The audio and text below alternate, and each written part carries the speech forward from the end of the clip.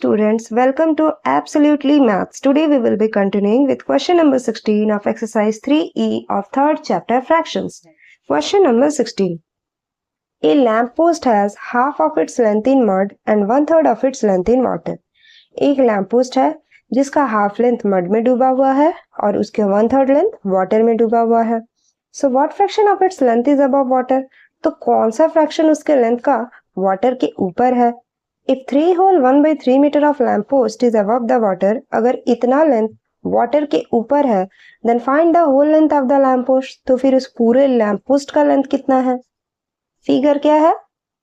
एक लैम्पपोस्ट है जिसका हाफ लेंथ मड में है, हाफ लेंथ मड में कवर है और 1/3 ऑफ इट्स लेंथ वाटर में कवर है. तो फिर पूरे लेंथ क्या होगा इस लैम्पपोस्ट का? First bit, what fraction of its length is above water? Fraction of length above water. Water के ऊपर कितना लेंथ है? हम क्या लिख सकते हैं? 1 माइनस जितना लेंथ मड में है प्लस जितना लेंथ वाटर में डूबा हुआ है. अगर टोटल में से हम ये पार्ट माइनस कर दें तो हमें अबव वाटर वाला लेंथ मिल जाएगा, which is equal to 1 minus 2 और 3 कैल्शियम 6, 2 3 जा 6, 3 1 जा 3 प्लस 3 2 जा 6, 2 1 जा 2, which is equal to 1 minus 3 plus 2 5/6, that is equal to 6 minus 5/6 1/6. 1/6 part जो है फ्रैक्शनल पार्ट में वो वाटर के ऊपर है, ये वाला पार्ट 1/6 हो गया. अब पूछा गया है If 3 whole 1/3 meter of lamppost is above the water. अगर ये वाला पोर्शन 3 whole 1/3 मीटर है तो पूरा लेंथ लैम्पपोस्ट का कितना है? जिसे हम क्या लिख सकते हैं? If 1/6 of total length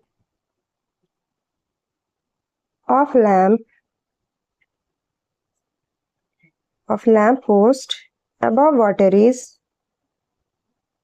water के ऊपर 1/6 पार्ट जो है वो कितना है? 3 whole 1/3 मीटर. मीन्स ये जो 1/6 पार्ट फ्रैक्शन में है वो मेजरमेंट लेंथ का कितना है? 3 whole 1/3 metre. Therefore then whole length कितना हो जाएगा? Then whole length of lamppost is कितना हो जाएगा? 3 whole 1/3 डिवाइडेड 1/6. टोटल का ये जो 3 whole 1/3 है इससे अगर ये फ्रैक्शनल पार्ट डिवाइड कर देंगे तो हमें टोटल लेंथ मिल जाएगा, which is equal to 3 3 9 1 10/3 divided 1/6, that is equal to 10/3 into 6/1, 3 2 जा 6, विच इज इक्वल टू 10 2 जा 20 मीटर. पूरे लैम्पपोस्ट का लेंथ कितना है? 20 मीटर है. 1/6 पार्ट फ्रैक्शन में है वो मेजरमेंट में कितना है? 3 whole 1/3 मीटर. मीन्स अगर 1/6 पार्ट 3 whole 1/3 मीटर है तो फुल पार्ट कितना है? वो 20 मीटर है. Now question number 17. I spent 3/5 of my savings and still have rupees 2000 left. मैंने अपने सेविंग्स के 3/5 पार्ट खर्च कर दिए, फिर भी मेरे पास 2000 रुपीज लेफ्ट है. What were my savings? तो मेरे सेविंग्स कितने थे? Let savings be x. मान लेते हैं कि सेविंग्स x अमाउंट के थे. कितने फ्रैक्शन ऑफ सेविंग्स खर्च कर दिए गए हैं? Fraction of savings spent. कितना स्पेंड करा गया है? 3/5 पार्ट. तो फिर रिमेनिंग कितना सेविंग्स है? रिमेनिंग सेविंग्स 2/5 पार्ट है. क्वेश्चन में है सेविंग्स स्टिल लेफ्ट. कितना सेविंग्स अभी भी बचा है? रुपीज 2000 अभी भी बचा हुआ है.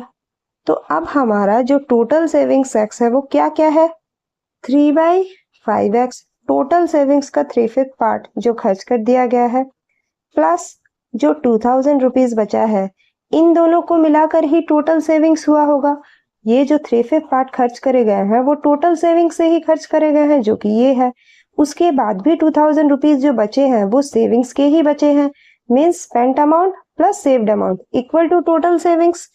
That implies 2000 equals x minus 3/5x. that implies 2000 equals 1 और 5 का LCM 5, 1 5 जा 5, 5x minus 5 1 जा 5, 3x. That implies 2000 equals 5x minus 3x, 2x by 5. That implies x equals 2000 into 5 by 2. ये डिवीजन में था, इक्वल टू के दूसरे साइड चला गया तो मल्टीप्लाई हो गया. ये मल्टीप्लिकेशन में था, इक्वल टू के दूसरे साइड चला गया तो डिवाइड हो गया. 2 1 जा 2, 000. That implies x equals rupees 5000. Means total savings कितने थे? Total थे savings rupees 5000 थे. Now question number 18. In a school, 4 by 5 of the children are boys. Boys कितने fraction में है?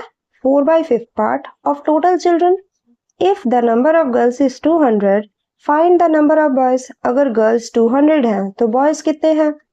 Let total students be x. मान लेते हैं कि total students x है. Number of girls कितने हैं? 200 है. फ्रैक्शन ऑफ गर्ल्स कितने हैं?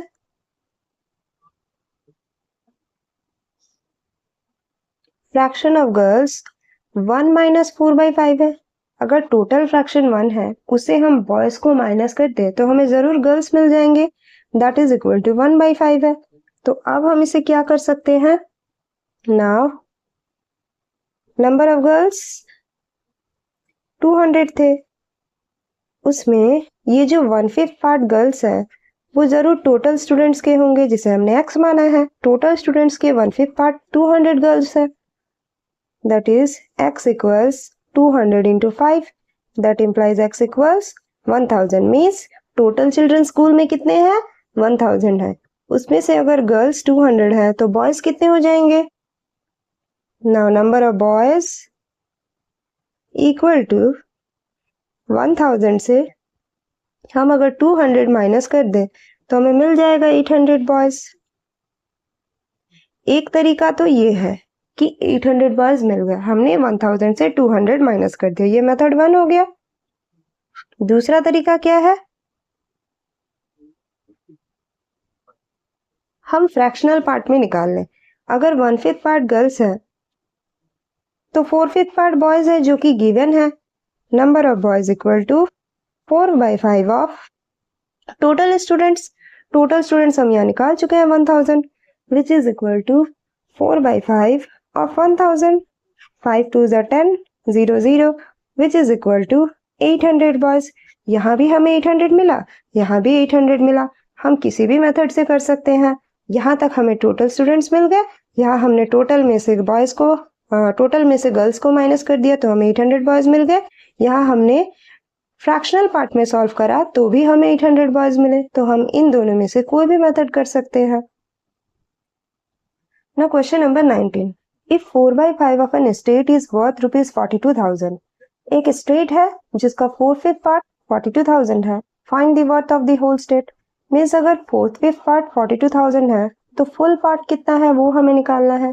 Late worth of whole state be x. मान लेते हैं होल स्टेट का वर्थ x है. देयरफॉर 4 by 5 ऑफ स्टेट, वो जो स्टेट है उसका 4/5 पार्ट कितना दिया गया है? 42,000. That implies 4 by 5 of state का वर्थ हमने कितना लिया है? x, which is equal to 42,000. That implies x equals 42,000 इंटू 5 by 4. इसे हम रिड्यूस कर सकते हैं. 4 1 जा 4, 0, 4 5 जा 20, 0 0, 105 00 into 5. That implies x equals ये कितना हो जाएगा? 105 इंटू 5, 5 5 जा 25, 5 1 जा 5. Rupees 52500 means 52,500. उस टोटल स्टेट का वर्थ कितना है? 52,500. Now question number 20. After going 3 by 4 of my journey, I find that I have covered 16 kilometer. 3/4 part journey का कवर करने पर मैंने ये देखा कि मैंने 16 किलोमीटर कवर कर लिया है. Means this 3/4 part of total journey is equal to 16 kilometre.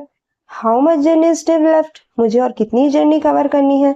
अगर मैंने 3/4 पार्ट कवर कर लिया मीन्स मुझे 1/4 पार्ट और कवर करनी है, जिसे हम क्या लिख सकते हैं, let length of total journey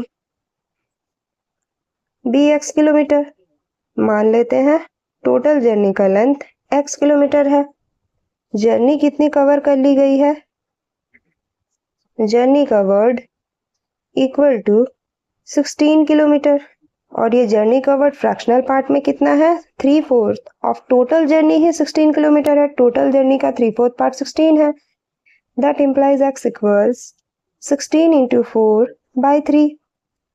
तो ये कितना हो जाएगा, x इक्वल्स 64/3 किलोमीटर। में टोटल जर्नी कितने की है, 64/3 किलोमीटर लेंथ की है। जर्नी स्टिल लेफ्ट, जर्नी कितनी बची है अभी भी, टोटल अगर 64/3 है उसमें से 16 कवर कर लिया गया है, मीन 64/3 माइनस 16, 3 और 1 कैल्सियम 3, 3 1 जा 3, 64 माइनस 1 3 जा 3, 16 3 जा 48 which is equal to 64 minus 48, 16/3। 16/3 को मिक्स्ड फ्रैक्शन में क्या लिख सकते हैं, 5 होल 1/3 किलोमीटर। कितनी जर्नी स्टिल लेफ्ट है, 5 होल 1/3 किलोमीटर स्टिल लेफ्ट है। Now question number 21. When Krishna traveled 25 km, he found that 3/5 of his journey was still left. Krishna ने जब 25 किलोमीटर ट्रैवल किया उसे पता चला कि 3/5 ऑफ इस जर्नी अभी भी बची है। What was the length of whole journey? तो उस पूरी जर्नी की लेंथ क्या है, late length of total journey bx kilometre. मान लेते हैं उस टोटल जर्नी की लेंथ x किलोमीटर है। फ्रैक्शन ट्रैवल्ड, कितना फ्रैक्शन में ट्रैवल करा गया है, 2/5। डिस्टेंस कितना ट्रैवल करा गया है,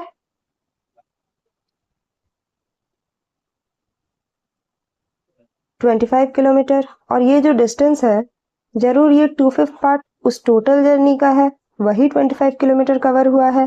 that implies x equals 25 into 5/2। That implies x equals 25 5 जा 125/2। That implies x equals 62 whole 1/2 kilometre. तो फिर लेंथ ऑफ टोटल जर्नी कितनी है, 62 whole 1/2 kilometre. Now question number 22. From a piece of land, 1/3 is bought by Rajesh and 1/3 of remaining is bought by Manoj. एक land का piece है जिसका 1/3 राजेश ने by करा है और जो रिमेनिंग रह गया उसमें से 1/3 मनोज ने बाई करा है। If 600 metre square land is still left unsold, अगर अभी भी 600 मीटर स्क्वायर लैंड अनसोल्ड है, find the total area of piece of land. तो उस लैंड पीस का टोटल एरिया क्या है, let total area of land bx। मान लेते हैं टोटल एरिया लैंड का x है। Land bought by Rajesh, Rajesh ने कितना लैंड बाय किया है, 1/3 बाय किया है। 1/3 किसका, टोटल लैंड का। टोटल लैंड अगर x है उसका 1/3 बाय किया है मीन्स 1/3x बाय किया है। नाउ रिमेनिंग लैंड, कितना लैंड रह गया, x minus 1/3x which is equal to 1 और 3 कैल्सियम 3, 1 3 जा 3, 3x minus x that is equal to 2x/3। 2x/3 land अभी बाकी है, उसमें से 1/3 of remaining is bought by Manoj. अब जो ये रिमेनिंग लैंड है इसमें से मनोज ने 1/3 खरीदा है, तो land bought by Manoj equal to 1/3 of 2x/3 means 1/3 into 2x/3 which is equal to 2x/9 means Rajesh ने 1/3x बाई किया है और मनोज ने 2/9x बाई किया है। अब लैंड अनसोल्ड कितना है, now land unsold equal to 600 metre square area का है।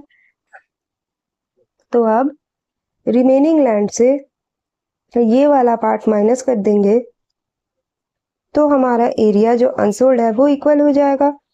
3 और 9 का एलसीएम 9, 3 3 जा 9, 3 2 जा 6x, minus 9 1 जा 9, 2x 1 2x, that is equal to 600. That implies 6x minus 2x 4x, which is equal to 600 into 9. That implies x equals 600 into 9 by 4. 4 1 जा 4, 4 5 जा 20, 4 0 जा 0. That implies x equals 150 into 9 कितना हो जाएगा? 1350 metre square. Means जो land बिकी है उसकी पूरी एरिया कितनी है? 1350 metre square. Now question number 23. A boy spent 3/5 of his money on buying clothes. एक लड़का है जो अपने मनी का 3/5 पार्ट क्लॉथ्स पर स्पेंड करता है एंड 1/4 ऑफ रिमेनिंग मनी, फिर जो पैसे बच गए उसका 1/4 पार्ट शूज पर खर्च करता है. If he initially had rupees 2400, अगर शुरुआत में उसके पास 2400 रुपीज थे, how much did he spend on shoes? तो उसने शूज पर कितने स्पेंड किए हैं? Initially a boy had money, शुरुआत में उसके पास कितने पैसे थे? शुरुआत में उसके पास रुपीज 2400 थे. Money spent on clothes, money कितने खर्च करे गए हैं क्लोथ्स पर?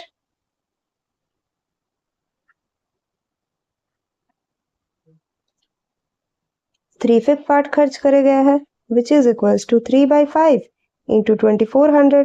जो अमाउंट उसके पास थे उसी से 3/5 पार्ट खर्च करे गए हैं. 5 4 जा 20, 5 8 जा 40, 0, which is equal to rupees 1440. ये पैसे उसने क्लोथ्स पर खर्च करे हैं. फिर बोला गया है मनी स्पेंट ऑन शूज कितना? 1/4 of remaining money. Now remaining money कितना है? रिमेनिंग मनी है, पहले उसके पास 2400 थे, उसने क्लोथ्स पर 1440 खर्च कर दिए हैं. अब उसके पास कितने हैं? अब उसके पास रुपीज 960 है. अब ये वाले अमाउंट उसने शूज पर खर्च करें. बोला गया 1/4 ऑफ रिमेनिंग मनी, ये अमाउंट की 1/4 पार्ट उसने शूज पर खर्च कर दिए हैं. सो मनी स्पेंट ऑन शूज, यही क्वेश्चन में पूछा गया है कि शूज पर कितने खर्च करे गए हैं. Money spent on shoes equals 1/4 of remaining money, that is 1/4 of 960.